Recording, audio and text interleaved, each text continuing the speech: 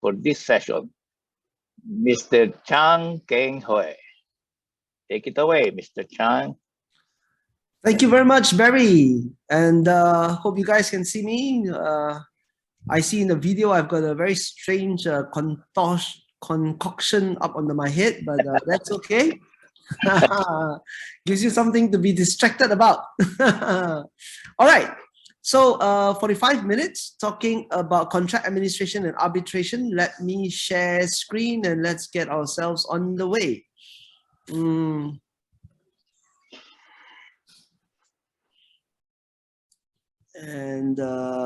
slideshow. Hold on.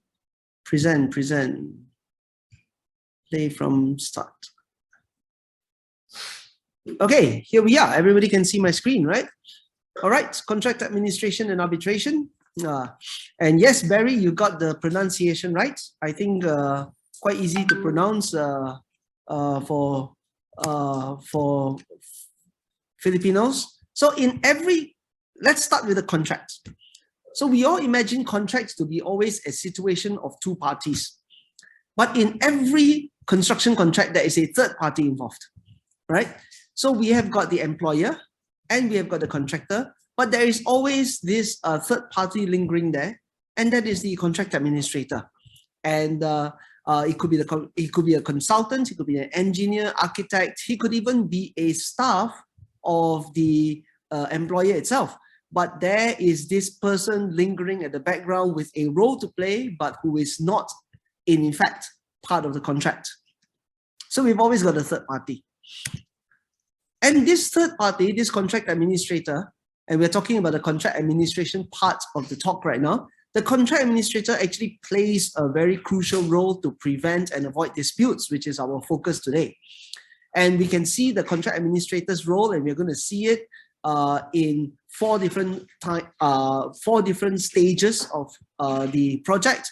1 during the design stage, 2 during the tender stage, 3 during the construction stage itself, and then of course completion and defects. So what are the contract administrator's role to prevent and avoid disputes during all these stages? Well, design stage. Once the design is done, it's usually the contract administrator who prepares the contract documents. And this includes, when you prepare the contract documents, this includes putting your thoughts into what are the risk allocation, especially for time and cost events, because time and cost are virtually a crux of the main disputes between parties. So the contract administrator needs to think at the design stage itself, because at this time you haven't tendered for the project, so the contractor hasn't stepped into the picture, but the contract administrator has to think through important factors, such as what's the construction period, what is the liquidated damages, what is the defects liability period, payment terms, retention sums, performance bond. And a lot of this discussion is between the contract administrator and the employer, because the contractor is not yet involved. Now, you would imagine that when the contractor is not involved and you're just talking to the employer, this is a very easy conversation, but it is not, because the role of the contract administrator to prevent and avoid disputes comes in at this stage itself. So at this stage, so I've got there's this saying, right? Everything is permissible, but not everything is beneficial. Everything is permissible, but not everything is good for the project. So virtually, you've got a blank, you've got a blank sheet to design it. You've got a blank sheet to set down the terms. And you could say anything you like, but not everything is going to be good for the project. Not everything is going to be beneficial for the project. So at this point in time, the contract administrator needs to think about the needs of the project. What kind of risk allocation will best ensure that the project is completed on time, within budget, by the best available contractor? And these are things that you need to think about. So at the end of the day, it is a balancing act. So there is the issue of allocation of risk, there is the issue of budget, and there's the issue of what kind of contractor you can get. So we imagine that if the risk is reasonably balanced and the budget is reasonably fair, you get a reasonably competent contractor. But if, let's say, the contract administrator decides to increase the risk, so he starts pushing all the risk to the contractor side and yet keeps the budget constant, well, the quality of contractor that you're going to attract for the project goes down. In the same way, if he reduces the risk, then the quality of contractor that you're going to get for the project can go up. But imagine a typical situation where you maximize the risk for a contractor and you minimize the budget. So then you can ask yourself what kind of a contractor you're going to attract for the project. And whatever the contractor that comes in, will they be able to complete the project on time within budget? So you see this little girl there? That's what we all try to do, right? We try to have our cake and eat it too. And the fact is, you simply cannot.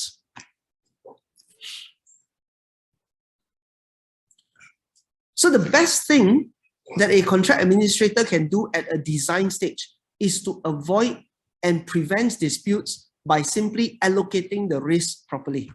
Proper risk allocation is not only good for the contractor, it's also good for the employer, because the greatest risk to the employer is that the entire project gets abandoned. It does not get completed. It goes into dispute. It gets dragged on for a long time.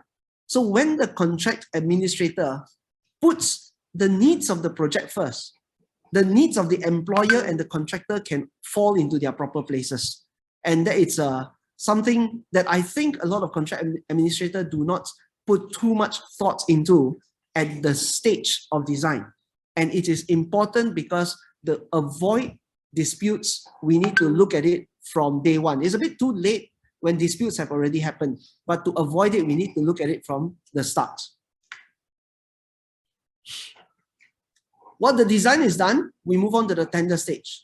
And the contract administrator is quite involved in the tender stage, right? He establishes tender procedure, prepares the tender documents, determines the evaluation criteria, attends to tender reviews and clarifications, and eventually plays a role in awarding the tender. So you all, well, I know it's September now. It's September now. Christmas is coming, and you know, somewhere in the North Pole, Santa Claus is making a list and checking it twice. Right? There's a famous Christmas carol, right? Every year, to make sure who are the good kids that get the presents, Santa Claus makes a list and checks it twice. So I just Mr. Chan. Yes. Mr. Chan. Yes. Sorry for the interruption, but we need to hear the president. He's now on board. All right. So let me stop share. Okay. Okay then. Just a while. As an introduction, we want to begin this program. We started already, no? But we want to hear from the president of IFAOCA. Mr. Jana is also the president of Maldives National Association of Construction Industry and National Federation of Maldivian Employers. He is also the chairman of Hotels and Resort Construction in Maldives. With over 30 years of experience, Mr. Jana is one of the largest contractors in the Maldives. He has contributed to Maldives in numerous ways, mainly by bringing numerous investors and investments to the country, both individually and through the company and with his partners. He is currently working on various investments that are valued at over United States dollars 700 million.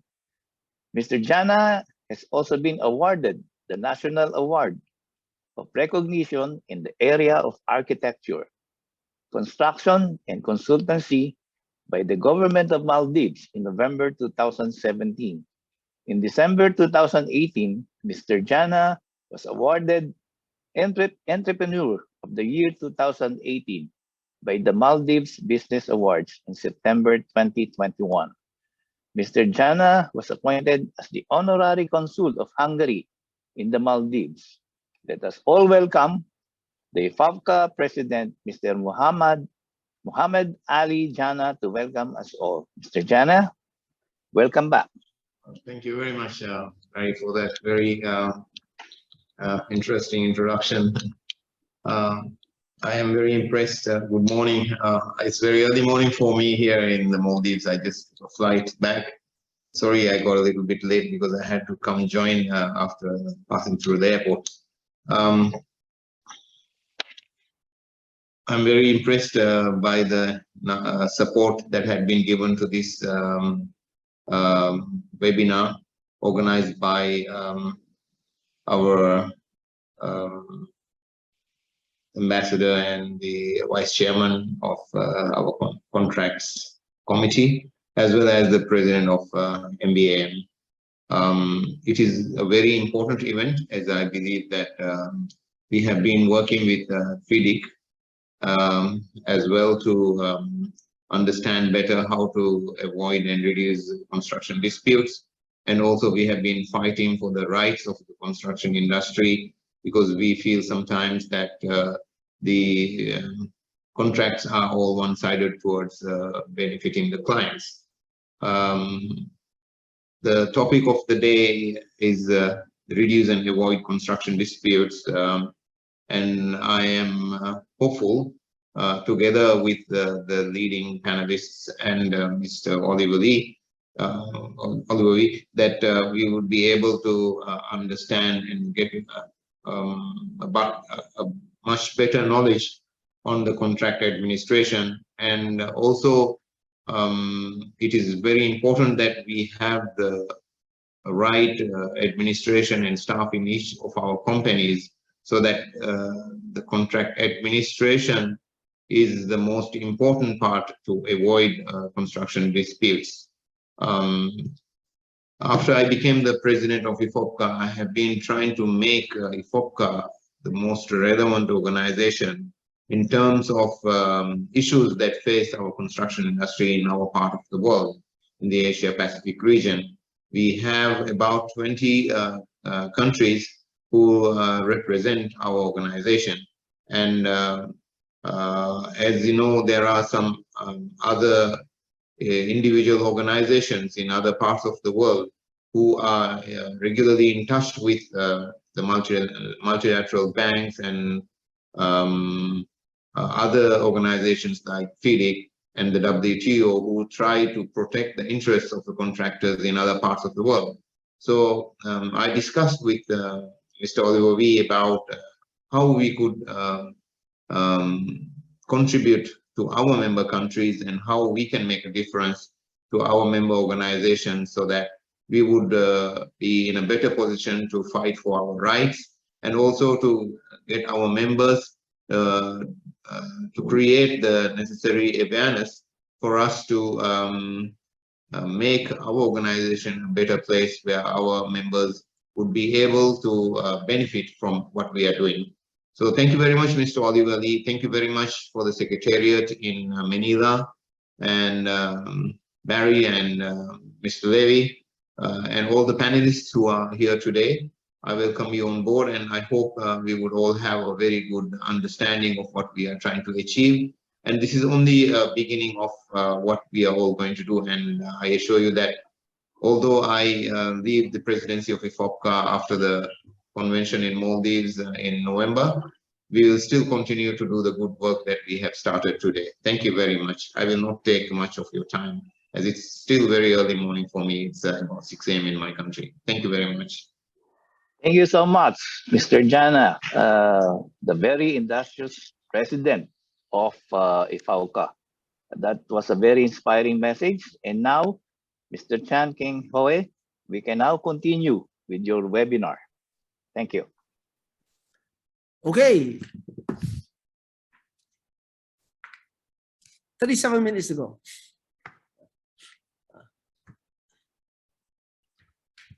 Hold on. Resharing screen. Okay, so there we were at Santa Claus, making a list and checking it twice. Just making a note that checking it twice means in total you check it 3 times. Okay, you make a list 1 time, check it first time, check it twice. Okay, check it 3 times.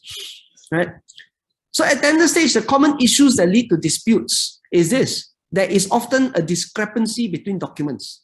The tender documents versus the contract, the BQ versus the drawings, tender clarification answers versus tender specifications. So this is a discrepancy that happens, and when the discrepancy happens, every discrepancy translates into a variation claim. It impacts time and cost. It is a potential dispute. And the contract administrator's job is to minimize this potential dispute to the extent humanly possible. And really at this point in time, I think at this stage is a good point to say, hey, there are technologies out there, there is BIM. There are technologies out there that will help reduce the discrepancy between documents. And I'm not sure about other jurisdictions, but in Malaysia, unfortunately, it's not something that is very widely applied as yet. But this discrepancy, if reduced, could avoid a lot of potential issues down the road. So I've got this little old man there. This is a very respected federal court judge who's passed away. So there was this story of this lawyer going before this judge, and there was some mistake in the papers, and this judge was giving him a hard time for it. And so this lawyer, having tried to explain the best he could, finally said, my lord, you were a practitioner once. You know how it is, how busy our lives are, and you know that mistakes sometimes happen, to which the judge replied, I do not make mistakes. So, contract administrator, how then do we come to a point of this near perfection to avoid disputes in contracts? Well then, design is done, blueprints all up, terms and conditions all signed, sealed, and delivered. It's just time to build, right? So we go to the construction stage. So then what happens in the construction stage? Well, legally, let's talk firstly about legally. Legally, the role of the contract administrator at the construction stage is simply to know the contract and administer it fairly. And you would be surprised that there are contract administrators who do not even know the terms of their own contracts, or who administer it thinking that they were administering a different contract. So we need to understand that there are different standard forms, right? And different standard forms have slight variations. And in addition to the slight variations in standard forms, there are also bespoke contracts. And then, of course, the standard forms are amended. And when they are amended, then it essentially becomes a bespoke contract. And the contract administrator needs to be familiar with all this. And sometimes they are just so used to doing their job as a matter of roads process that they forget to know the contracts that they are administering. And of course, they need to administer it fairly. And this has been the focus of so much training and talks on the topic. What do you do in a FIDIC contract, JCT contract? What do you do in an NEC4 contract? But I want to say this, a properly administered contract legally may well set the rights and obligations of parties in their proper places, right? So you put people in their place and everybody knows what's their rights, what's their obligations. It does not do very much to prevent and to avoid disputes. So what then must we do more than just for the contract administrator to know the contract and administer it fairly? What then must we do to prevent or avoid disputes? So let's think about, why do disputes happen? Well, disputes could happen because some parties have rights under the contracts that have been denied.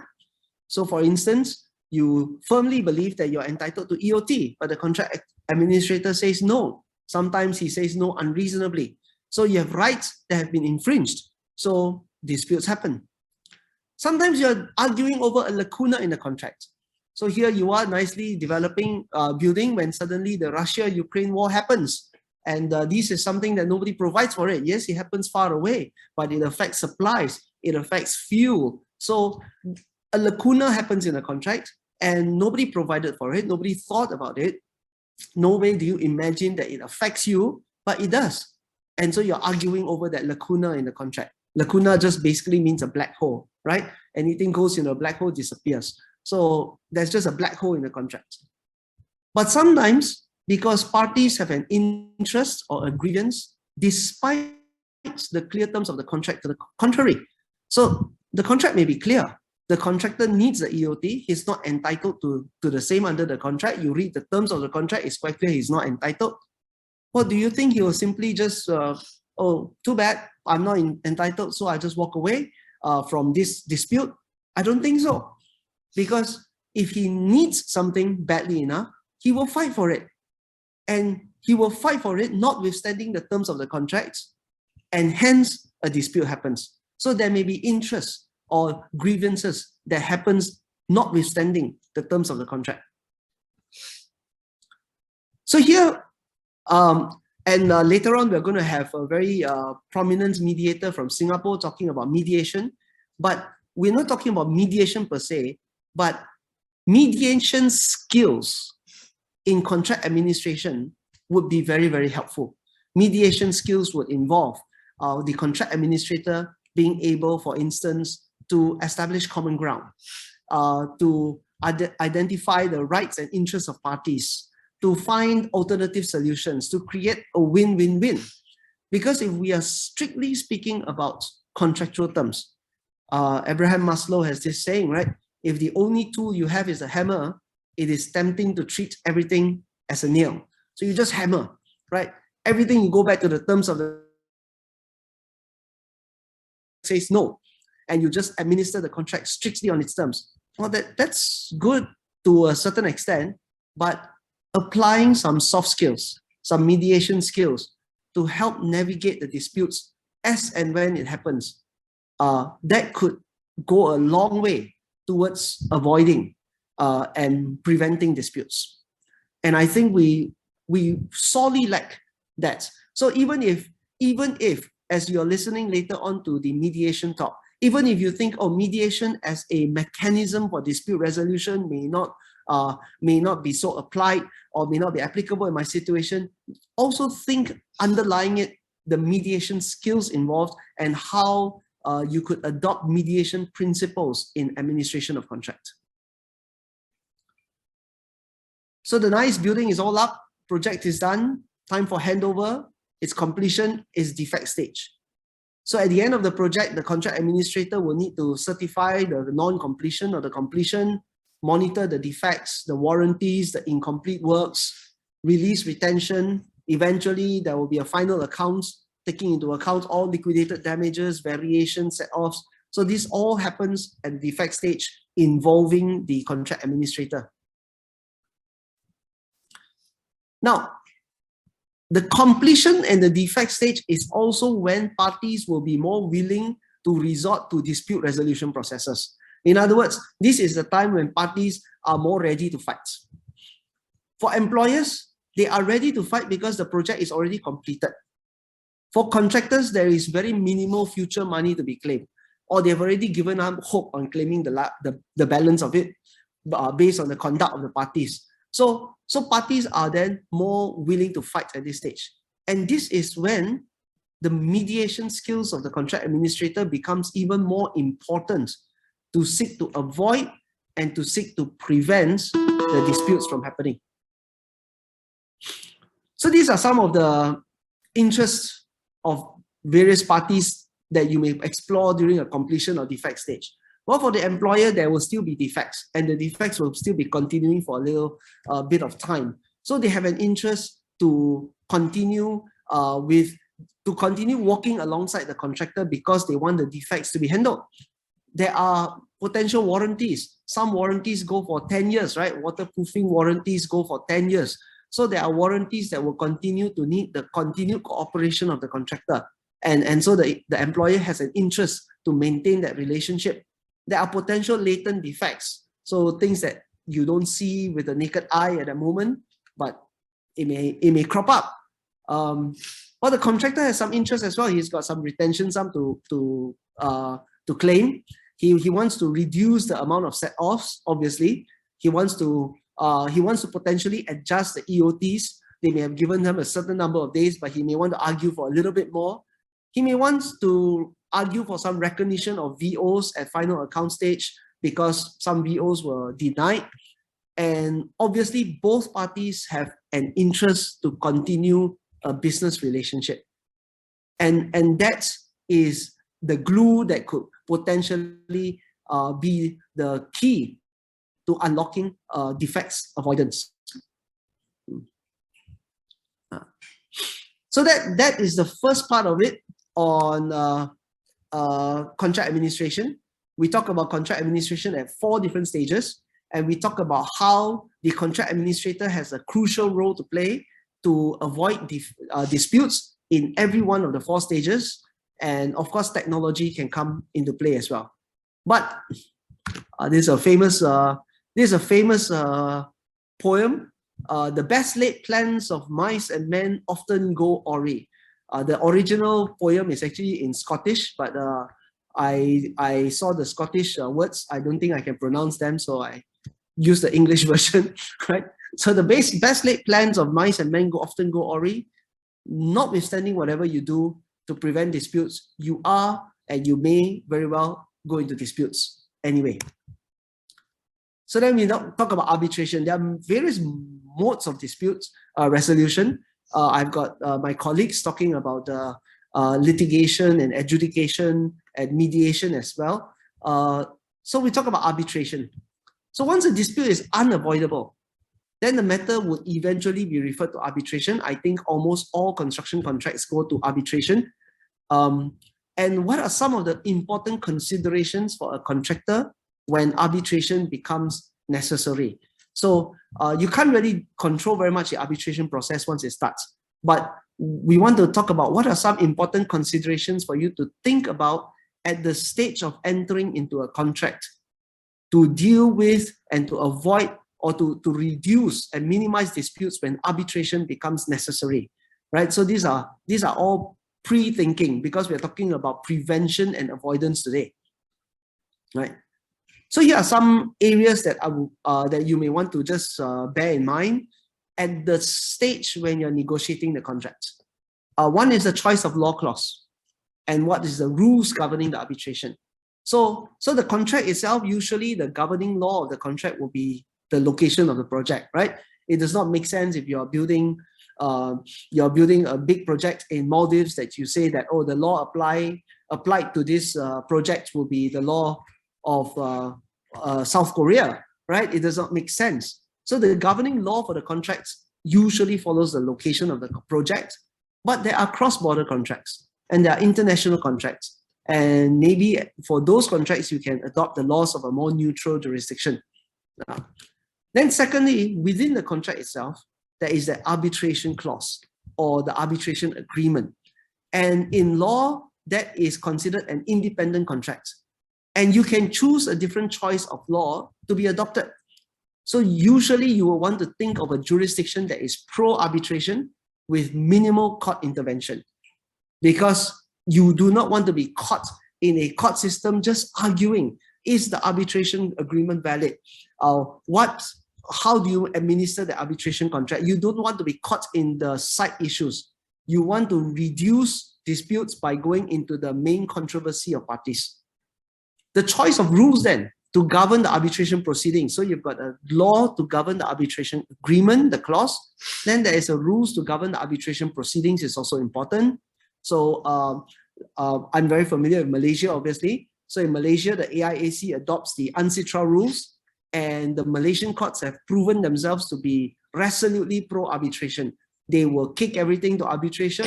In fact, the law says that the courts are not to interfere with anything that falls within the domain of the arbitrators. So they are very pro-arbitration. And we've got very pro-arbitration jurisdictions. Singapore is obviously very pro-arbitration. Hong Kong, we've got very pro-arbitration jurisdictions, and normally it will be helpful to choose a jurisdiction that is very pro-arbitration and adopts a very consistent rules. And then there is this concept called the seat of arbitration. These are all things that you need to think about before going into the contract. Where is the arbitral seat to be located? Now, when there are challenges to the arbitral proceedings, when there is an attempt to enforce the arbitral awards, you need to follow the seat of arbitration, right? And the courts where the seat of arbitration is located would have a supervisory jurisdiction over the arbitration process. So I'm not sure you guys are familiar with it. There was a massive arbitration. The descendants of the Kingdom of Sulu, right, sued the government of Malaysia, and they started with the arbitral seat in Spain. And when they started with the arbitral seat in Spain, the government of Malaysia went to Spain and Spanish court and challenged And then they move the seats, which is a bit of an irregular thing to do. They move the seats then, right, to Paris, right? So the arbitral seat will affect the challenges to the proceedings, will affect the enforcement of awards. And you need to choose a seat that is pro-arbitration and easily enforceable. And we also need to think about logistics, right? Practical stuff. Now, the seat does not refer to a physical location. Parties can be meeting virtually. Parties can be meeting in Kuala Lumpur for an arbitration seated in London. The seat does not necessarily refer to a physical location. But if parties all cannot agree on another location, the seat may turn out to be that default physical location. So then you have to consider the convenience of attending hearings, whether the location gives distinct advantage or disadvantage to any party. So for instance, I wouldn't want to be in a situation where I have to go for arbitration in New York against a party whose head office is in New York, because they have got all the advantages of being in their home ground, and I've got to be inconvenienced every time there is a hearing. So think through the logistics about it. And then, of course, there is the arbitrator. How do you select an arbitrator? And selection of arbitrator is very important because I think generally across the common law world, court decisions can be appealed. Arbitration decisions cannot be appealed, right? As long as the arbitrator follows due process, does not make massive errors, generally his award stands. So do you want to appoint a sole arbitrator? Do you want a panel of 3? Obviously, cost is one factor to consider as you think about this decision. Do parties wish to predetermine the qualification of the arbitrators? And I think that is one thing that you could easily do and easily agree at contracting stage that parties don't do, which is to predetermine the qualification of the arbitrator. For example, do you want a technical arbitrator or do you want a legal arbitrator to look into your matter? What other qualifications do you want the arbitrator to meet? What kind of experience? What kind of language mastery? So by setting the pre-qualification for arbitrators, you reduce the risk of arbitration because you ensure that only suitable arbitrators or suitable arbitrator candidates are appointed. Because the reality is this: if you are looking at a sole arbitrator situation, it is very unlikely when parties are already in dispute for both parties to agree. So when you don't agree to a sole arbitrator, you go to an appointing authority, depending on your arbitration clause, and the appointing authority will appoint one. And they all have their own systems of how to appoint. And whoever they appoint will be someone you are stuck with, right? So having this pre-qualification will help you in the process of making sure that even if it goes to default appointment, they will still appoint someone suitable. A language of arbitration. Would the use of any language be an issue? Would language be a point of advantage or disadvantage to any party? Maybe it's not. But if it is an issue, then you better predetermine it. Because if you do not predetermine it, the arbitrator ends up with the discretion of the language to be adopted, and that may very well work to the disadvantage of a party. And then think about the cost. Where can arbitration be carried out reliably and at reasonable cost? Again, it's a balancing factor, right? It's not just the arbitration center, it's the entire infrastructure that must be considered, including the cost of enforcement, the cost of setting aside, the cost of any appeals following the arbitration, because the seat of arbitration is also where the courts have supervisory jurisdiction. So think about that cost factor and the reliability of the support infrastructure behind that. So the fact is, arbitration is lengthy, arbitration is costly, it is also risky. Risky because an arbitral award, yes, you can try and challenge it, you can try and set aside, but it's on very limited grounds. I think 160, 170 countries are part of the New York Convention, and the New York Convention basically allows arbitration to be enforced globally, and the New York Convention has also standardized the limited grounds on which you can set aside an arbitration award. And arbitration awards are not like court decisions. You don't really appeal them. You set them aside you don't really appeal them. So there's no revision of the findings of the arbitrator. So you want to avoid disputes? Let's think about other dispute resolution mechanisms that you can introduce into the contract before arbitration commences. And yes, these are things that you can also go in and discuss right at the end when disputes have happened, but it is always helpful to think through this process beforehand, if possible, to incorporate them into the contract. So you could, for example, compel formal negotiations, right? You could institute mediation into the contract. You could have this expert determination. So I have seen contracts where they say, okay, for these kinds of issues, it will be determined by such and such an expert. And if the issues are within a certain quantum, within a certain cost range, then whatever the expert determines, that's the final. We no longer go to arbitration. We no longer go anywhere else. That's it. We will follow within a certain cost range, right? So binding within a certain quantum. Adjudication, of course, is taking on, not just in Malaysia, but throughout the world. UK, Australia, Singapore, adjudication is taking on a lot of the load of dispute resolution. And you could also think about a dispute avoidance or dispute resolution boards. These are very helpful mechanisms to put into your contract to avoid disputes. So, conclusion. What king on his way to war with another king will not first sit down and consider whether he can engage with 10,000 men, the one coming against him with 20,000? And if he is unable, he will send a delegation while the other king is still far off to ask for terms of peace. In other words, count the cost of your disputes. And I think a lot of times contractors go into contracts without counting the cost of the disputes. The cost of disputes are high, and the efforts in resolving that dispute is not always worthwhile. So if you can avoid the disputes, if you can mediate the disputes, it will always be the better outcome for contractors. And the thing is, avoiding disputes always starts with proper contract administration. So the whole first part of the talk, we talk about contractors, about contract administrators and the role that contract administrators can do. But you're a contractor, right? So you're saying, hey, I'm not the contract administrator.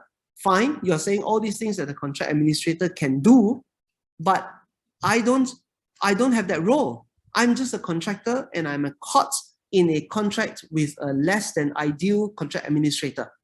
So what can you do to avoid disputes? Number one, highlight at the earliest possible instance any documentary discrepancy. Raise it, because the longer you delay, the more it will potentially go into dispute. So highlight at the earliest possible instance any discrepancy that you find between the tender clarification and specifications. So, I mean, I've gone into disputes where one part of the contract, the drawing says units, and then the BQ says meter run. So here we are arguing whether 1 unit equals 1 meter run, but it does not make sense, right? So highlight all the possible instances of documentary discrepancy.